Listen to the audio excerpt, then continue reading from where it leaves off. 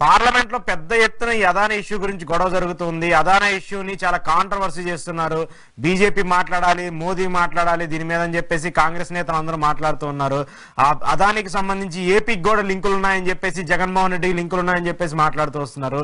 ఇవన్నీ చూస్తూ ఉంటే బీజేపీని ఏమైనా ఇరికిచ్చే ప్రయత్నం జరుగుతుందా, లేకపోతే ప్రజల్లో ఈ బీజేపీ అంటే పెద్దల పార్టీ అని చెప్పే తీసుకొచ్చే ఒక రూమర్ అయితే ఉంటుందంటకొచ్చా?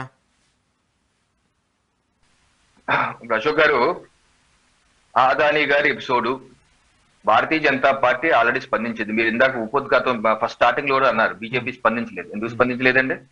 బీజేపీ రాష్ట్ర జాతీయ అధికార ప్రతినిధి సంబిత్ పాత్ర గారు ఆల్రెడీ మా స్టేట్మెంట్ ఆ రోజే చెప్పేశాం ఏంటన్నది. ఇప్పుడు స్పష్టంగా ఏంటంటే, ఓకే, జగన్మోహన్ రెడ్డి గారి మీద అనేకమైనటువంటి అవినీతి ఆరోపణలు ఈ రోజు కూడా సిబిఐ విచారణ, సుప్రీంకోర్టులో విచారణ జరుగుతుంది వాస్తవం. ఈ సిబిఐ, ఈడీ కేసులు ఉన్నాయి. అక్రమార్జన పోగేశారు అనే ఆరోపణలు ఎదుర్కొంటున్నారు, కోర్టు కేసులు ఫేస్ అవుతున్నారు. అది ఒక అంశం.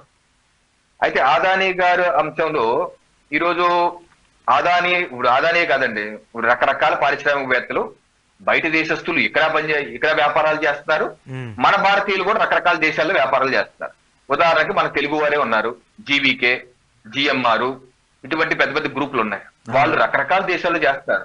అందరూ వ్యాపారాలు చేయాలి, డబ్బులు తీసుకురావాలి, అది మన దేశంలో పెట్టుబడి పెట్టాలి, మన దేశం కూడా ఆర్థికంగా ఎదగాలి. ఇప్పుడు 2014లో మన దేశం ఆర్థికంగా చాలా ఫ్రాజైల్ గా ఉన్నాం, చాలా వీక్ గా ఉన్నాం, ప్రపంచంలో 11వ స్థానంలో ఉన్నాం. అలాంటిది ఈ 10 ఏళ్ల ప్రస్థానంలో నరేంద్ర మోడీ గారి నాయకత్వంలో పుంజుకుని 4వ స్థానానికి వచ్చాం. ప్రపంచంలో ఆర్థిక బలిష్టమైన శక్తిలోకి వచ్చాం. ఎలా వచ్చాం? అందరూ పనిచేశాం కాబట్టి. మీరు చేశారు, నేను చేశారు. దీంతో పాటు పారిశ్రామికవేత్తలు పెట్టుబడి పెడతారు, వాళ్ళు ఎదగాలి, వాళ్ళు పెట్టుబడి పెడతారు. కేవలం కేంద్ర రాష్ట్ర ప్రభుత్వాలు పెట్టుబడి పెడితేనే మనం ఈ స్థాయికి రావండి. అమెరికా ఆర్థికంగా అంత పరిపుష్టికి ఎలా అయింది? వాళ్ళకి మరి ఒక bill gates, Microsoft bill gates పెట్టుబడి పెడితే గొప్ప, ఒక ఫోర్డ్ ఫౌండేషన్ వాళ్ళు పెడితే గొప్ప, లేకపోతే ఒక సిస్కో కంపెనీలు పెడితే గొప్ప, లేకపోతే కొరియా నుంచి ఇక్కడ పెడితే గొప్ప. మరి మన భారతీయులు కూడా వెళ్ళి ప్రపంచ దేశాల్లో పెట్టుబడి పెట్టి మనం కూడా అంత పెద్ద పారిశ్రామిక తయారు చేయాలి కదా. మన పారిశ్రామిక టాటాలు కావచ్చు, బిర్లాలు కావచ్చు, జిఎంఆర్ కావచ్చు, జీవీకే కావచ్చు, హిందూజా కావచ్చు, వీళ్ళందరూ మరి వెళ్ళాలి కదా. రకరకాల దేశాల్లో చేయాలి, వ్యాపారాలు చేయాలి, మేనేజ్ చేయాలి. దాన్ని మనం స్వాగతించాలి. అలాగే నేనేది ఏంటంటే, ఏ వ్యాపారవేత్తైనా ఏ దేశాల్లో వ్యాపారం చేసుకున్నా ఆయా దేశ చట్టాలకు అనుగుణంగా పనిచేయాలి. ఎక్కడ ఏ తప్పు చేసినా తప్పనిసరిగా సరే శిక్షించబడాలి, చర్యలు తీసుకుంటారు. ఆయా దేశ చట్టాల ప్రకారం చర్యలు తీసుకోవాలి. అలాగే మన దేశంలో కూడా రూల్స్ విరుద్ధంగా ఎవరు చేసినా సరే వాళ్ళు శిక్షించబడాలి, విచారణ జరగాలి. ఇది నిర్వివాద అంశం. అయితే అదానీ గారి స్పెసిఫిక్ గా అదానీ గారి ఇష్యూకి వస్తారండి. ఇప్పుడు అదానీ గారి మీద వచ్చినటువంటి ఆరోపణల మీద అదానీ కంపెనీ కూడా చెప్పింది ఏంటి, మా మీద ఇది ఆరోపణ మాత్రమే, ఇది ఎక్కడ ప్రూవ్ కాలేదు, మేము దీన్ని లీగల్ గా ఫైట్ చేస్తామని చెప్పి వాళ్ళు ప్రెస్ నోట్ కూడా రిలీజ్ చేశారు. అవును. మా రాష్ట్ర ముఖ్యమంత్రి గారు, ఎన్డీఏ ముఖ్యమంత్రి గారు చంద్రబాబు నాయుడు గారు కూడా కిందటి వారం జరిగినటువంటి అసెంబ్లీ సమావేశాల్లో, శాసనసభ సమావేశాల్లో ఈ విషయం మీద వారు కూడా ఏమన్నారంటే, మనం అన్ని సమాచారం తెప్పించుకుంటున్నాం, మనకి పబ్లిక్ డొమైన్ లో అందుబాటులో ఉన్న సమాచారమే ఉంది కానీ అంతగా మించి లేదు. సో ఇవన్నీ తీసుకుని క్రోడీకరించి ఏం చేయాలో చేస్తామని చెప్పేసి అన్నాను. నిన్న మా ఉప ముఖ్యమంత్రి గారు ఢిల్లీలో కూడా చెప్పారు, అదానీ గారి అంశం మీద మేము సమాచారం తెప్పించుకుంటున్నాం, దాన్ని కులంకషంగా పరిశీలిస్తాం, దీనిలో అంతర్జాతీయ కుట్ర కోణం కూడా ఉందేమో అని చెప్పి అనుమానం కూడా ఉందని చెప్పేసి పవన్ కళ్యాణ్ గారు చెప్పారు. అంటే నేను చెప్పింది ఏంటంటే, ప్రభుత్వం మొత్తం సమగ్రంగా సమాచారం తెప్పించుకొని స్పందించాలని అనుకుంటుంది, తొందరపడి స్పందించాలని అనుకోవట్లేదు ప్రభుత్వం. నేను కూడా మీ దగ్గరికి ఈరోజు ఇది పబ్లిక్ డొమైన్ లో ఉన్నటువంటి సమాచారం తీసుకువచ్చి దీనిలో ఉన్నటువంటి 54 పేజీల ఇండక్ట్మెంట్, ఇది 54 పేజీల న్యూయార్క్ కోర్టులో, జిల్లా కోర్టులో వేసినటువంటి అభియోగ పత్రం, 54 పేజీల పత్రం. ఇదే చంద్రబాబు నాయుడు గారి దగ్గర ఉన్నా, ఇదే పవన్ కళ్యాణ్ గారి ఇదే నా దగ్గర ఉంది. ఓకే, దీన్ని కేవలం విశ్లేషించే ప్రయత్నం మాత్రమే చేద్దాం. ఎందుకంటే దీనికి ఇంకా అనుబంధంగా ఉన్నాయో లేదో ప్రభుత్వానికే తెలియదు, పెద్దిరెడ్డి రవికిరణ్ తెలుస్తుంది. అలాంటి చిన్న వ్యక్తికి ప్రభుత్వం దగ్గర ఇంకా సమాచారం వచ్చి పబ్లిక్ విశ్లేషిస్తాం. ఇప్పుడు దీనిలో స్థూలంగా అశోక్ గారు, ఇది ఈస్టర్న్ డిస్ట్రిక్ట్ కోర్టు న్యూయార్క్ లో వేశారు. జడ్జి వచ్చేసి నిక్లస్ జి గారవ్. వీరేమంటారంటే స్థూలంగా గౌతమ్ అదానీ గారు, అదానీ గ్రీన్ అన్న కంపెనీ అవును అమెరికా దేశంలో $175 మిలియన్ ప్రజల దగ్గర నుంచి స్వీకరించి భారతదేశంలో $6 బిలియన్ వర్త్ సోలార్ ప్రాజెక్ట్స్ పెడుతున్నారు. ఆ పెట్టడానికి కావాల్సిన అనుమతులు కావచ్చు, రకరకాల అంశాల మీద $265 మిలియన్ లంచాల రూపంలో ఇవ్వజూపారు. అలా లంచాల రూపంలో ఇచ్చి కాంట్రాక్టులు పొంది తద్వారా రాబోయే 20 సంవత్సరాల్లో ఈ ప్రాజెక్టు మీద $2 బిలియన్ యొక్క లాభాన్ని, ప్రాఫిట్ ని బుక్ చేయాలని అనుకుంటున్నారు. ఇది ఈ రకంగా మా యొక్క అమెరికా ప్రజలకి లంచాలు ఇస్తున్నారని చెప్పకుండా చేశారు కాబట్టి ఇది కేసు అని స్థూలంగా పెట్టినటువంటి సమరీ దాంట్లో. ఈ దీనిలో కదా ఇది మనం చూశాక మౌలికమైన ప్రశ్నే వస్తుంది అశోక్ గారు. అమెరికా దేశంలో $165 తీసుకుంటాం ఏంటి, ఇక్కడ $175 తీసుకుంటాం ఏంటి, ఇక్కడ $265 ఇవ్వటం ఏంటి? ఎవరన్నా సరే $100 తీసుకొని $1000 లంచాలు ఇవ్వరు కదా. 200 తీసుకొని $100 లంచం ఇస్తారు కానీ $100 తీసుకుని $200 లంచం ఇవ్వరు కదా. ఒకటి. రెండో పాయింట్, $265 మిలియన్ లంచాల రూపంలో ఇవ్వటం కన్నా అది తీసుకెళ్లి భారతదేశంలో ఏ బ్యాంకులో ఉన్న 20 సంవత్సరాలకి ఫిక్స్డ్ డిపాజిట్ వేస్తే 20 సంవత్సరాలకి అది $2 బిలియన్ అయినా అవుతుంది. 20 సంవత్సరాలు $2 బిలియన్ అయిపోతుంది. దానికి లంచాలు ఇవ్వాల్సిన అవసరం ఏంటి? అదేంటో మనకు తెలియదు. ఒకటి. రెండు, అది బయటికి రావాలి. దాంట్లో ఇంకా విషయాలు ఏమైనా ఉందో బయటకు రావాలి. రెండో విషయం, ఈ యొక్క డాక్యుమెంట్ లో ఎక్కడ ఏ వ్యక్తి యొక్క పేరు తీసుకోలేదు, ఎవరికి డబ్బులు ఇచ్చారన్నది. ఇప్పుడు ఉదాహరణకి పేజ్ నెంబర్ 6 పారాగ్రాఫ్ 18 ఇది. పారాగ్రాఫ్ 18. ఈ పారాగ్రాఫ్ 18 లో ఏమంటారంటే ఫారెన్ అఫీషియల్ 1 అంటున్నారు. ఎవరి ఫారెన్ అఫీషియల్ 1 అంటే May 2019 through June 2024 he served as a high ranking government official of Andhra Pradesh. Andhra Pradesh లో హై ర్యాంకింగ్ అఫీషియల్ గా ఆ సమయంలో ఉన్నారంట. జనరల్ గా హై ర్యాంకింగ్ అఫీషియల్ మన ఉద్దేశం అంటే జగన్మోహన్ రెడ్డి గారు అని చెప్పేసి అని మన కంక్లూజన్. బట్ ఈ డాక్యుమెంట్ అయితే పేరు ఎక్కర్లేదు, అంటే ఎక్కడ పేరు లేదు. అంటే ఒక పాయింట్, ఇక్కడ జగన్మోహన్ రెడ్డి గారి పేరు అయితే మెన్షన్ చేయలేదు, దాంట్లో పేరు ఎక్కడా లేదు. ఓకే. ఇంకోటి, ఈ యొక్క అభియోగ పత్రంలో పేజ్ నెంబర్ 14 లో పారాగ్రాఫ్ 48 అన్నమాట. దీనిలో ఏమంటారంటే Gautam Adani personally met foreign official 1 in Andhra Pradesh to advance the execution of power sale agreement between SCCI and Andhra Pradesh Electricity Board.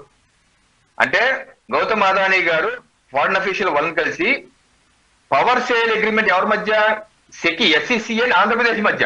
అవును. అంటే ఈ డాక్యుమెంట్ లో స్పెసిఫిక్ గా చెప్తుంది కూడా అదానీ గారికి గవర్నమెంట్ ఆఫ్ ఆంధ్రప్రదేశ్ ఎక్కడికి నేరుగా ఒప్పందం లేదు అని ఈ డాక్యుమెంట్ కూడా చెప్తుంది. మనకు తెలిసింది కూడా అదే. ఎక్కడ అదానీ గారు నేరుగా ఆంధ్రప్రదేశ్ ప్రభుత్వం కానీ, ఛత్తీస్గఢ్ ప్రభుత్వం కానీ, తమిళనాడు ప్రభుత్వం కానీ, జమ్మూ కాశ్మీర్ కానీ, లేదా ఒరిస్సా కానీ, ఇక్కడ 5 రాష్ట్రాల్లో లింకే ఉన్న అశోక్ గారు, ఈ 5 రాష్ట్రాలతో ఎవరితోనూ అదానీ నేరుగా ఒప్పందం లేవు. అదానీ చేసిన ఒప్పందం ఎవరితో? కేంద్ర సౌర విద్యుత్ సంస్థ అయినటువంటి SCCIతో. మేము ఇంతకు అమ్ముతాము SCCI దగ్గర పెట్టున్నారు. SCCI ఇప్పుడు సౌర విద్యుత్, పవన్ విద్యుత్ వాళ్ళ దగ్గర పెట్టుకోరు కదా, మిగతా ఇవ్వాలి కదా. ఇవ్వాలి కాబట్టి వివిధ రాష్ట్రాలతో కేంద్ర ప్రభుత్వం గవర్నమెంట్ టు గవర్నమెంట్ ఒప్పందం, అది గవర్నమెంట్ టు గవర్నమెంట్ ఒప్పందం చేసుకుని వాళ్ళకి విద్యుత్ అమ్మింది.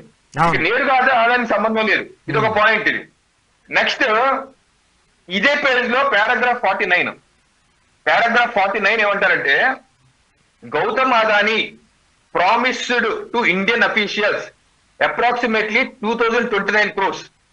Gautam Adani Indian government official కి ప్రమాణం చేశాడు, నీకు ఇస్తానని 2029 కోట్లు ఇస్తానని. దీనిలో approximately 1750 crores of the corrupt payment were offered to foreign official 1. దీనిలో 1750 కోట్లు వేర్ ఆఫర్ టు అదే ఫారెన్ అఫీషియల్ 1 కి ఆఫర్ చేశారు. మళ్ళీ నెక్స్ట్ పేజ్ లో 50వ పారాగ్రాఫ్ ఏమంటారంటే following the promises of bribes to Indian government official between July 2021 and February 2022 power sale agreements has been done with the 5 states అంటారు. అంటే ఏమన్నారు ఇక్కడ మీరు గమనిస్తే, ప్రామిస్ అంటున్నారు. అంటే అమ్మ తోడు నీకు డబ్బులు ఇస్తాను అని అన్నాడు, అందుకే అగ్రిమెంట్ చేసుకున్నారు అంటున్నారు. అంతేగాని ఇక్కడ ఎక్కడ డబ్బులు ఇచ్చేశారు, payments has been made, has been given, has been taken, some person has given to that person so in so account, ఇది ఎక్కడ లేదు. తింటూ మొత్తం 54 పేజీల్లో అశోక్ గారు ఎక్కడ ఫలానా వ్యక్తికి ఈ సమయంలో ఇంత అమౌంట్ ఈ అకౌంట్ లో క్యాష్ లోకి వెళ్ళి ఇచ్చాడు అన్న స్టేట్మెంట్ ఎక్కడ లేదు 54 పేజీలు. అవును. ప్రామిస్ చేశాడని మాత్రం అంటున్నారు. అవును. ఒట్టేసి చెప్పారు. ఇప్పుడు ఉదాహరణకి మీకు ఈడీ కేసు చూపిస్తాను. ఈడీ ఎన్ఫోర్స్మెంట్ డైరెక్టరేట్ అయితే మన నల్లధనాన్ని పట్టుకుంటున్నారో ఈ కేసు ఒక కేసు సంబంధించినటువంటి వివరాలు ఇది. ఈ వివరాల్లో అశోక్ గారు వీళ్ళు ఈడీ కేసు ఏమంటారంటే స్పెసిఫిక్ గా చూడండి, ఈ డయాగ్రాము ఫ్లో చార్ట్ ఏ సంస్థ నుంచి ఏ సంస్థకి వెళ్ళింది, ఏ సంస్థ ఎలా వెళ్ళింది, మనీ ట్రేడ్ ఎలా వెళ్ళింది, అలాగే ఫలానా అకౌంట్ నెంబర్లు ఎలా వెళ్ళింది, ఏ అకౌంట్ ఎంత అమౌంట్ వెళ్ళింది, ఇవన్నీ ఈడీ స్పెసిఫిక్ గా చెప్పుద్ది. ఇక్కడ 54 పేజీల అభియోగ పత్రంలో ఎక్కడ అటువంటి నిర్దిష్టమైనటువంటి మెటీరియలిస్టిక్ విధానం తెలియదు. సో మనకి కనిపిస్తుంది, ఇందాక నేను స్టార్టింగ్ లో చెప్పాను, చంద్రబాబు నాయుడు గారు గౌరవ రాష్ట్ర ముఖ్యమంత్రుల దగ్గరే పూర్తి సమాచారం లేదు, ఇదే ఉంది, నా దగ్గర కూడా ఇదే ఉంది, ఇది కాక ఇంకేదన్నా వస్తారా నెక్స్ట్ వస్తే దాన్ని కూడా విశ్లేషిస్తాం. నేను చేస్తుంది ఏంటంటే దానిలో ఉన్న అంశాలు మాత్రమే చెప్తున్నాను. దీనిలో ఫర్దర్ గా ఏం చేయాలి, ఎలా చేయాలి అనేది కేంద్ర రాష్ట్ర ప్రభుత్వాలు చూడాలి. అలాగే సుప్రీం కోర్టులో కూడా పిఐఎల్ వేశారు అశోక్ గారు, పిఎల్ పడింది. ఈయనెవరు, జనవరి 2023లో గౌతమ్ అదానీ గారు హిండెన్బర్గ్ షార్ట్ సెల్లింగ్ కి పాల్పడతా హిండెన్బర్గ్ అన్న సంస్థ అభియోగాలు చేస్తే ఆ రోజు ఇలాగే 20% పడిపోయి లక్షలాది మదుపరుల యొక్క లక్షలాది రూపాయలు కొల్లగొట్టుకుపోయారు. దాని మీద పూర్తి విచారణ కోరుతూ విశాల్ తివారీ అనే వ్యక్తి అప్పుడు సుప్రీంకోర్టులో పిఐఎల్ వేస్తే ఆయన పిఐఎల్ మీద సుప్రీంకోర్టు యొక్క పర్యవేక్షణలో విచారించినటువంటి కమిటీ పూర్తిగా హిండెన్బర్గ్ చేసింది తప్పు, అదానీ తప్పేం లేదు, హిండెన్బర్గ్ అనేది బోగస్ సంస్థ, ఇలాగే అన్ని పడేస్తా ఉంటారు అని చెప్పి తేల్చినది. ఆ లాయరే మళ్ళీ సుప్రీంకోర్టుకి వెళ్ళారు. సుప్రీంకోర్టులో విచారణ ఇవాళ రేపట్లో మన కూడా రావాలి. సుప్రీంకోర్టుకు నేను చెప్పి మళ్ళీ విచారించి చూద్దాం. సో వాస్తవాలు బయటికి రావాలి, దీనిలో ఎవరున్నారు ఏంటి అని కూడా రావాలి. చూద్దాం, ఇదొక అంశం. రెండోది, పవన్ కళ్యాణ్ గారు చెప్తున్నటువంటి అంతర్జాతీయ కుట్ర ఏమన్నా ఉందా? నిన్న పవన్ కళ్యాణ్ గారు ఢిల్లీలో కూడా అన్నారు అంతర్జాతీయ కుట్ర ఉందా దీంట్లో అని. దీని మీద మీ ద్వారా నేను వీక్షకులు చెప్పేది ఏంటంటే, ఇప్పుడు ఈ యొక్క ఎండైట్మెంట్, ఈ యొక్క అభియోగ పత్రం ఎవరు వేశారంటే, ఇప్పుడు యుఎస్ ఎలా ఉంటుందంటే అశోక్ గారు 94 జిల్లా కోర్టులు ఉన్నాయి. ఈ 94 జిల్లా కోర్టులకి యుఎస్ అటార్నీని ప్రభుత్వం నియమిస్తారు. ఎవరు?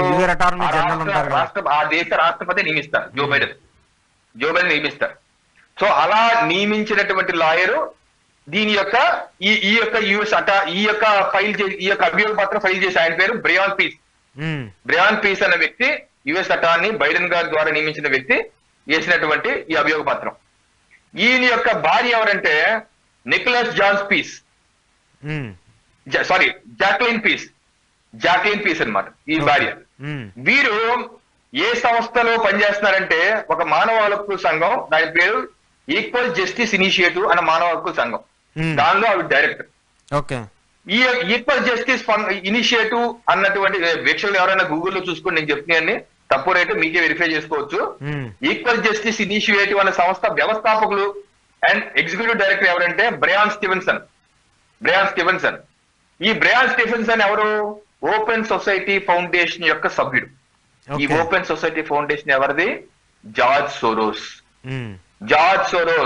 ఏ జార్జ్ సోరోస్ అయితే ప్రపంచ దేశాల్లో అమెరికా తప్పితే వేరే దేశం ఆర్థికంగా బలోపేతం చెందకూడదు, ఈ రోజు బంగ్లాదేశ్ లో శ్రీలంకలో ప్రభుత్వాలు పడేసిన వ్యక్తి, గతంలో హిండెన్బర్గ్ షార్ట్ సెల్లింగ్ చేశారని అభియోగాలు చేసిన వ్యక్తి, అలాగే మొన్న ఆగస్టు 2024లో కూడా ఏదో సెన్సేషన్ చేయబోతున్నానని చెప్పేసి చేసిన వ్యక్తి, గతంలో మోడీ గారిని నేను పడేస్తాను, తద్వారా మోడీ గారిని పడేయాలంటే అదానీని కూడా పడేయాలి, ఇదే నా జీవిత లక్ష్యం, దీనికి 1000 కోట్లు నేను వెచ్చిస్తానని ఓపెన్ గా వీడియో రిలీజ్ చేసిన ప్రపంచ ఒక పర్వర్టెడ్ సైకో, కుబేరుడు సైకో, ఇతర ఆ ఓపెన్ సోర్స్ ఫౌండేషన్ యొక్క అధిపతి.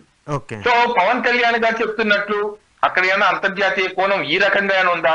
ఇది భారతదేశం పైన దాడా? ఎందుకంటే భారతదేశంలో ఉన్నటువంటి పారిశ్రామికవేత్తలు ఎదగకూడదు, భారతదేశం ఆర్థికంగా పుంజుకోకూడదు, ఈ రోజు 4వ స్థానానికి వచ్చి రేపేపుడు 3వ స్థానానికి వస్తాం, ఒక 10 ఏళ్ళు 20 ఏళ్ళు మనం 2047 కల్లా ప్రపంచంలో అత్యంత బలిష్టమైన దేశంకి వెళ్ళాలని చెప్పి మన ఆత్మ నిర్భర్ భారత్ ముందుకు వెళ్తున్నాం. ఆ రకంగా భారత్ వెళ్ళకూడదని చేస్తున్న కుట్ర, వీళ్ళు ఏమేమి ఉన్నాయి అన్నది కూడా బయటికి రావాలి. ఇదొక వెర్జన్, ఇలాగే జరగాలని కాదు. ఎందుకంటే పవన్ కళ్యాణ్ గారు కూడా అనుమానాలు వ్యక్తం చేశారు కాబట్టి నేను మీ ద్వారా వీక్షలు కూడా ఈ వెర్జన్ కూడా చెప్తున్నాను. ఇక్కడ ఒక చిన్న క్లారిటీ సార్, అంటే ఇప్పుడు మీరు ఏదైతే చెప్పిందో ఎక్కడా కూడా జగన్మోహన్ రెడ్డి పేరు లేదు దాంట్లో. పాయింట్ 1. పాయింట్ 2 ఏంటంటే కేవలం ఇది ఆరోపణలు మాత్రమే, ఎక్కడా కూడా వాస్తవాలు నిజాలని చెప్పేసి ప్రూవ్ కాలేదు.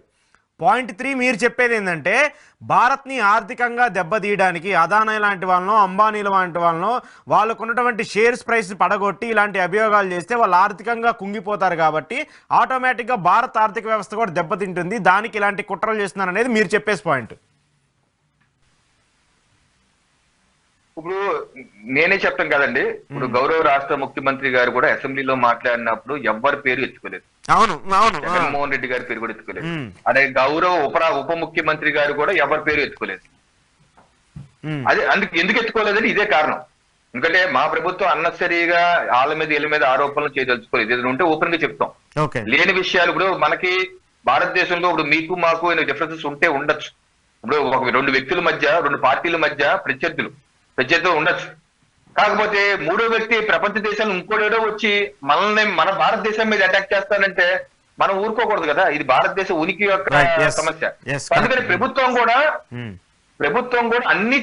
అన్ని తీసుకొని సమగ్రంగా ఆలోచించే స్పందించాలని ఇంకా స్పందించలేదు. ఇప్పుడు వరకు టైం తీసుకుంటున్నారు. సో మనం ఎవరినో ఏదో మన కోపం ఉంది కాబట్టి ఎవరో అమెరికా దేశస్తులు వచ్చేసి మన మీద ఏదో చేసేస్తాను, మన వ్యక్తుల మీద చేసేస్తాను అంటే మన ప్రతిదానికి వాళ్ళకి తానా తెల్లతోలు వాళ్ళు చెప్పినవన్నీ నిజమని కాదు. ఇప్పుడు డొనాల్డ్ ట్రంప్ గారండి రాష్ట్రపతిగా ఎన్నికబడ్డారండి. నిన్నగాక మొన్న ట్వీట్ చేశారు. ఏం ట్వీట్ చేశారు తెలుసా? ఆయన మీద 2020లో జో బైడెన్ అడ్మినిస్ట్రేషన్ ఎన్నికల్లో తప్పులు చేశారని చెప్పి అక్రమ కేసులు పెట్టారు. ఆ అక్రమ కేసుల్ని మొన్నే కొట్టేసింది కోర్టు. జో బైడెన్ గారు దాన్ని పెడుతూ ఏమన్నారంటే, ఈ విధంగా జో బైడెన్ అడ్మినిస్ట్రేషన్ ట్రంప్ గారు ఏమన్నారంటే, ఈ విధంగా జో బైడెన్ అడ్మినిస్ట్రేషన్ డెమోక్రాట్లు డీప్ స్టేట్ అందరూ కలిసి లా వార్ఫేర్ చేస్తున్నారు. జనరల్ గా మనకు వార్ఫేర్ అంటే తెలుసు, వార్ఫేర్ అంటే యుద్ధతంత్రం. ట్రంప్ గారు ఏమన్నారంటే లాఫేర్ అంటే చట్టాన్ని ఉపయోగించి ప్రత్యర్థుల మీద దాడి. ట్రంప్ గారు ఉపయోగించిన వర్డ్ అది, లాఫేర్ ఉపయోగిస్తున్నారు. నేను 20వ తారీఖు బాధ్యత తీసుకున్నాక వీళ్ళందరినీ తుదముట్టిస్తానంటున్నారు.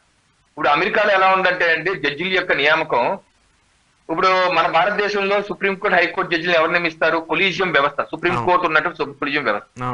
దానిలో ఎక్కడ ప్రధానమంత్రి పాత్ర గాని, ముఖ్యమంత్రి పాత్ర గాని, ఎంపీల పాత్ర గాని ఉండదు.